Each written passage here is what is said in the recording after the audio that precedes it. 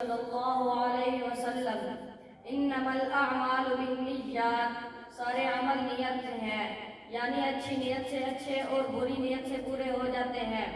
قال النبی صلی اللہ علیہ وسلم حق المسلم علی المسلم خمس، رد السلام وعیادۃ المریض واتباع الجنائز واجابۃ الدعوۃ وتشمیت العاطس۔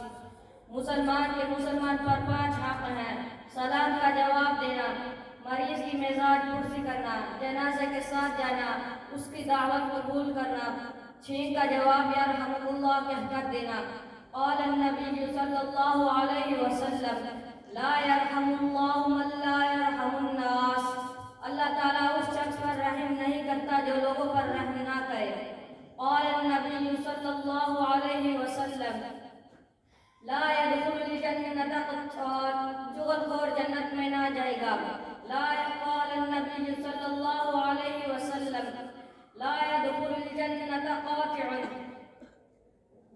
رشتہ قطع کرنے والا جنت میں نہ جائے گا۔ قال النبی صلی اللہ علیہ وسلم الظلم ظلمات یوم القیامہ، ظلم قیامت کے روز اندھیروں کی صورت میں ہوگا۔